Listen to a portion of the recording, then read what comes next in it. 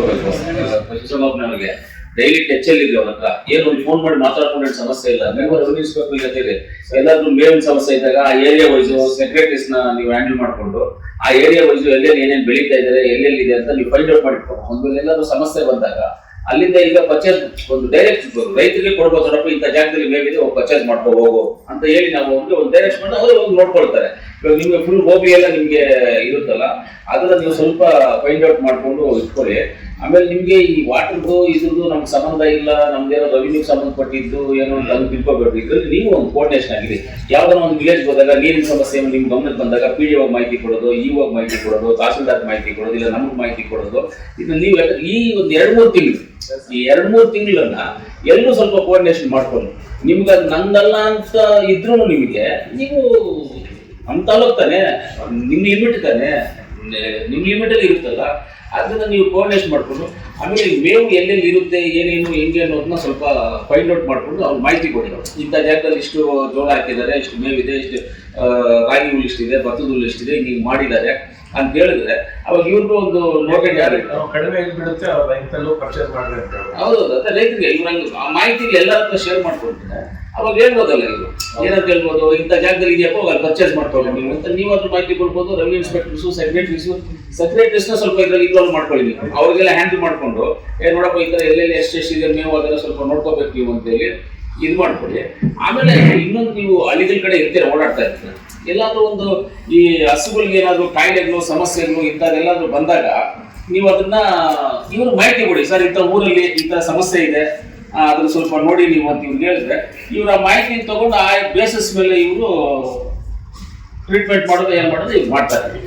ಮಾಹಿತಿ ಕೊಡೋದು ಈ ಸಂದರ್ಭದಲ್ಲಿ ಬಿಸಿಲು ಕಾಲದಲ್ಲಿ ಈ ತುಂಬಾ ಈ ಕಾಲ್ಬಾಯಿ ಜ್ವರ ಬರುತ್ತಂತ ಈಗ ಏಪ್ರಿಲ್ 22 ಅಂತ ಟೈಮಲ್ಲಿ ನೀವು ಏನ್ ಮಾಡ್ಬೇಕಂದ್ರೆ ಹೇಳಿದಾಗ ನೀವು PDOಸ್ಗೂ ಮೆಸೇಜ್ ಕೊಡ್ಬೇಕು, ತಹಸೀಲ್ದಾರ್ ಅವ್ರಿಗೂ ಮೆಸೇಜ್ ಕೊಡ್ಬೇಕು, ಅವ್ರ ಕಡೆಯಿಂದ ರೆವಿನ್ಯೂ ಇನ್ಸ್ಪೆಕ್ಟರ್ಸ್ ಸೆಕ್ರೆಟರೀಸ್ಗೂ ಕೊಡ್ಬೇಕು. ಆಮೇಲೆ ರೇಷ್ಮೆ ಇಲಾಖೆಯವರು, ಇವಾಗ ಪಟ್ಟಣ ಪಂಚಾಯತಿ ಅವರಿಗೆ, ರೇಷ್ಮೆ ಇಲಾಖೆಯವರಿಗೆ, ಅಗ್ರಿಕಲ್ಚರ್ ಏರಿಯಾವ್ರಿಗೆ, ಇವ್ರಿಗೆಲ್ಲ ನೀವು ಮೆಸೇಜ್ ಕೊಟ್ರೆ ಅವ್ರೇನ್ ಮಾಡ್ತಾರೆ, ಅವರು ಸಂಬಂಧಪಟ್ಟಿದ ಅಧಿಕಾರಿಗೆ ತಿಳಿಸಿ ಈ ತರ ವ್ಯಾಕ್ಸಿನ್ ಆಗ್ತಾ ಇದಾರೆ ಎಲ್ಲ ಹಾಕ್ಸ್ಕೊಳ್ಳಿ ಅಂತ ಮಾಹಿತಿ ಕೊಡ್ತಾರೆ, ಪ್ರಚಾರ ಮಾಡ್ತಾರೆ. ಅವಾಗ ಆಟೋಮೆಟಿಕ್ ಪ್ರಚಾರ. ಇವಾಗ ಮೇನ್ ಬಂದು ನೀವೇ ರೆವಿನ್ಯೂ ಇನ್ಸ್ಪೆಕ್ಟರ್ ಸೆಕ್ರೆಟರೀಸ್ ಒಂದೊಂದು ಹಳ್ಳಿನಲ್ಲಿ 10 ಜನ ಕನೆಕ್ಷನ್ಸ್ ನಿಮಗೆ ಇರೋದು. ಯಾರ್ಯಾರು ಬೇಕು ಅವರೆಲ್ಲ ಇರ್ತಾರೆ ನಿಮ್ ಕನೆಕ್ಷನ್ಸ್, ಅವರೆಲ್ಲ ನಿಮ್ಮ ಹತ್ರ ಬರೋದು. ರೆವಿನ್ಯೂ ಇನ್ಸ್ಪೆಕ್ಟರ್ ಸೆಕ್ರೆಟರಿ ಹತ್ರ ಬರೋದು ಅವರೆಲ್ಲ, ಎಲ್ಲ ದೊಡ್ಡವರು ಬರ್ತಾರೆ, ಚಿಕ್ಕವರು ಬರ್ತಾರೆ, ಏನು ಇಲ್ಲದವರು ಬರ್ತಾರೆ, ಇರೋರು ಬರ್ತಾರೆ, ಎಲ್ಲರೂ ಬರ್ತಾರೆ ನಿಮ್ಮ ಹತ್ರ. ಅವ್ರು ನೀವು ಸ್ವಲ್ಪ ಮಾಹಿತಿ ಕೊಟ್ಟು ಊರಲ್ಲಿ ಪ್ರಚಾರ ಆಗುತ್ತಲ್ಲ, ಇದು ಪ್ರಚಾರ ಅಂದ್ರೆ ಆಟೋಮೆಟಿಕ್ ಸರಿ ಹೋಗುತ್ತೆ. ಕೋಲಾರ ಲಿಂಕ್ ರೋಡ್ ಮಾಡಬೇಕು, ಅದಿನ್ನ DPR ಆಗ್ತಾ ಇಲ್ಲ. 2 ಕೋಟಿ ರೂಪಾಯಿ DPR ಕೊಟ್ಟಿದ್ದೀವಿ, ಆಗ್ತಾ ಇಲ್ಲ. ಮೆಡಿಕಲ್ ಕಾಲೇಜ್ ಒಂದು ಗ್ರೂಪ್ ಮಾಡಿದ್ವಿ, ಮೊನ್ನೆ ಸೋಮವಾರದಿಂದ ಗ್ರೂಪ್ ಅಲ್ಲಿ ಏನು ಒಂದು ಮೆಸೇಜ್ ಬರ್ತಾ ಇಲ್ಲ, ಅದೇನಾಗಿದೆ ಗೊತ್ತಿಲ್ಲ. ಗ್ರೂಪ್ ನಮ್ಮ DHO ಮಾಡಿರೋದು, VHO ಮಾಡಿದ್ರೆ ಆ ಗ್ರೂಪ್ ಅಲ್ಲಿ ಏನು ಬರ್ತಾ ಇಲ್ಲ ಸೋಮವಾರದಿಂದ. ನಾನು ಬಂದಿದ್ದಕ್ಕೆಲ್ಲ ನಾನು ಆನ್ಸರ್ ಮಾಡ್ತಾ ಇದ್ದೆ. ಲಾಸ್ಟ್ ಇಯರ್ ಕೇಸ್ ಗ್ರೂಪ್ ಇದೆ ಇಲ್ಲ ಮೇಡಮ್, ಅದು ಲಾಸ್ಟ್ ಇಯರ್ ಇತ್ತು, ಈಗ ಅದು ಮತ್ತೆ ಆಕ್ಟಿವೇಟ್ ಮಾಡಿ ಎಲ್ಲ PDOs ಮತ್ತೆ ಎಲ್ಲರೂ ಮಾಡಿ, ಫ್ರಂಟ್ ಲೈನ್ ಆಫೀಸರ್ಸ್ ಎಲ್ಲ ಮಾಡಿ ಒಂದು ಗ್ರೂಪ್ ಮಾಡಿ. ಇವಾಗ ಇಲ್ಲಿ ಯಾರ್ಯಾರು ಬಂದಿದ್ದೀವಿ ಇಷ್ಟು ಜನದ್ದು ಒಂದು ಗ್ರೂಪ್ ಮಾಡಿ, ಬರ್ದೇ ಇರೋ PDOs ಯಾರು ಬಂದು ಅವ್ರದ್ದು ಒಂದು ಗ್ರೂಪ್ ಅದ್ರಲ್ಲಿ ಸೇರಿಸ್ಕೊಳ್ಳಿ. ಈ 3-4 ತಿಂಗಳು ಅದನ್ನ ಸ್ವಲ್ಪ ಆಕ್ಟಿವ್ ಮಾಡಿ, ಸ್ವಲ್ಪ ಏನೋ ಸಮಸ್ಯೆ ಇದ್ರೆ ಅದ್ರ ಬಗ್ಗೆ ಅಟೆಂಡ್ ಮಾಡೋಣ. ಎಲ್ಲರಿಗೂ ಗೊತ್ತಾಗುತ್ತಲ್ಲ ನ್ಯೂಸ್. ಇವಾಗ ನಿಮ್ಗೆ ಮಾತ್ರ ಫೋನ್ ಮಾಡಿದ್ರೆ ಬಿಡು ಅನ್ಕೊಂಡ್ಬಿಡ್ಬೋದು, ಎಲ್ಲರಿಗೂ ಗೊತ್ತಿರುತ್ತಿಲ್ಲ ಮ್ಯಾಟ್ರು. ಅದರಿಂದ ಒಂದು ಗ್ರೂಪ್ ಮಾಡಿ ಈ 3-4 ತಿಂಗಳು ಈ ನೀರಿನ ಸಮಸ್ಯೆ ಬಗ್ಗೆ ಅವ್ರಿಗೂ ಎಲ್ಲರನ್ನೂ ಸೇರಿಸ್ಕೊಳ್ಳಿ ಗ್ರೂಪ್. ಪ್ರೆಸೆಂಟ್ ಅಲ್ಲಿ ಇವತ್ತು ನಮ್ಗೆ ಸಮಸ್ಯೆ, ಇವತ್ತೇ ನಮ್ಗೆ ಸಮಸ್ಯೆ ಇದೆ ಅಂತ ಅನ್ನೋದು ಎಲ್ಲೂ ಇಲ್ಲ. ಅಂದ್ರೆ ಸಮಸ್ಯೆ ಬರ್ಬೋದು. ನೀರು 2 ಇಂಚು ಬರ್ತಾ ಇತ್ತು, ಇವಾಗ 1.5 ಇಂಚ್ ಆಗಿದೆ. ಇನ್ನೊಂದು ವಾರ ಹೋದ್ಮೇಲೆ 1 ಇಂಚ್ ಆಗ್ಬೋದು, ಇನ್ನೊಂದು ವಾರ ಆದ್ಮೇಲೆ ನಿಂತೋಗ್ಬೋದು. ಅಂದ್ರೆ ನಮ್ಗೆ ಆ ವಾರ 10 days ಟೈಮ್ ಸಿಕ್ಕಿದೆ ನಮಗೆ ಅಂತ ಲೆಕ್ಕ. ಅದಕ್ಕೆ ಬೆಸ್ಕಾಂ ಅವರು ಅಷ್ಟೇ, ನಮ್ಮ ವಾಟರ್ ಬೋರ್ಡ್ ನೀವು ಅಷ್ಟೇ, ಆಮೇಲೆ ರೆವಿನ್ಯೂ ಇನ್ಸ್ಪೆಕ್ಟರ್ಸ್, ಆಮೇಲೆ ನಿಮ್ಮ ಸೆಕ್ರೆಟರೀಸ್ ನೀವು ಮಾಹಿತಿ ಕೊಡಿ.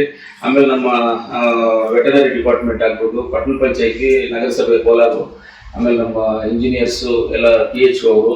ಫಸ್ಟ್ ಇಂಪಾರ್ಟೆಂಟ್ PHO ನೋಡಿ ಸರ್, ಓಡೂರು ನೀರು ಹಾಸ್ಪಿಟಲ್ ನೀರು ಕೊಡಿ ಓಡೂರಿಗೆ. ಎಲ್ಲರೂ ನೀವು ಬಂದಿದ್ದೀರಾ.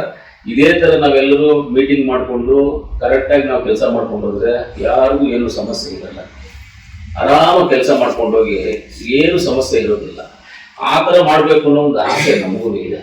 ಅದಕ್ಕೆ ನೀವು ಕೋಪರೇಟ್ ಮಾಡ್ತಾ ಇದ್ದೀರ ಅಂತ ನಾವು ನಂಬ್ತೀವಿ.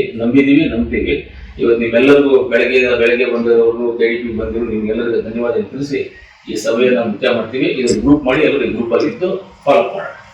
Thank you.